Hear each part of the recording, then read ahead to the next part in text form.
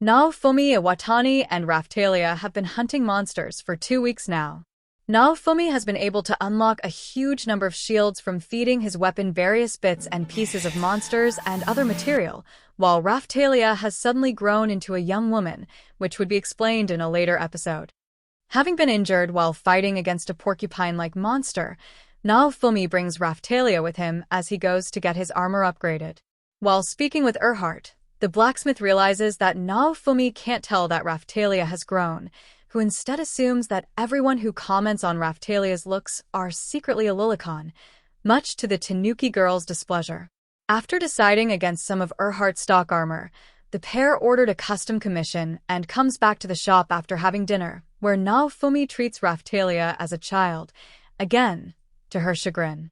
With the barbarian armor equipped, Naofumi comments that since he doesn't know when or where the next wave will appear, it is hard for him to prepare for it, to which Erhardt informs him that the red hourglass of the Dragon's Era is counting down to the wave, and it will transport the heroes and their comrades to the location of the wave when it begins.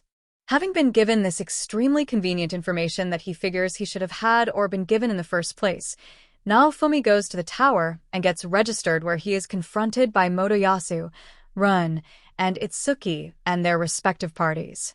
Motoyasu wastes no time flirting with Raphtalia while also dropping her malicious warnings about Naofumi. Angered, Naofumi takes his companion and leaves the others be while he waits for the next wave to appear. Just before the wave, Raphtalia expresses her gratitude for meeting Naofumi and swears her undying loyalty to him. "I am your sword. Wherever you go, I'll follow you." These are her words to him. Once the last grain of sand in the Dragon Hourglass has dropped, the four heroes and their parties are transported just outside of the Ryut village. Realizing that none of the villagers have evacuated and the knights can't get there in time to protect the village, Naofumi realizes that all the people in the village are about to get killed. Instead of going off to confront the wave's boss, Naofumi and Raphtalia fight to defend the village from the horde of undead and monster bees summoned into the battle. The two split up. Raphtalia helps to evacuate the villagers while Naofumi lures as many of the monsters possible away from the village.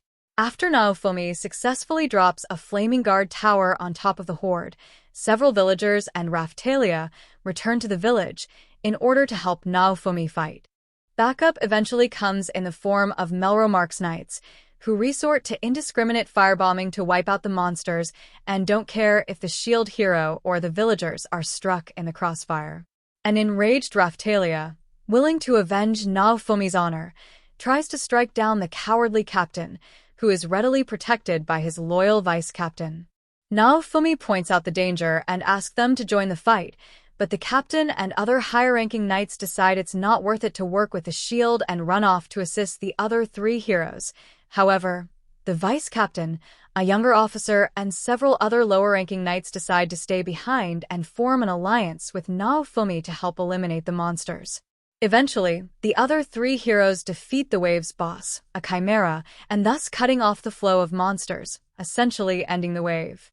While the other three heroes were getting ready to collect their rewards, the villagers sincerely thank Naofumi for his actions, though some casualties were unavoidable.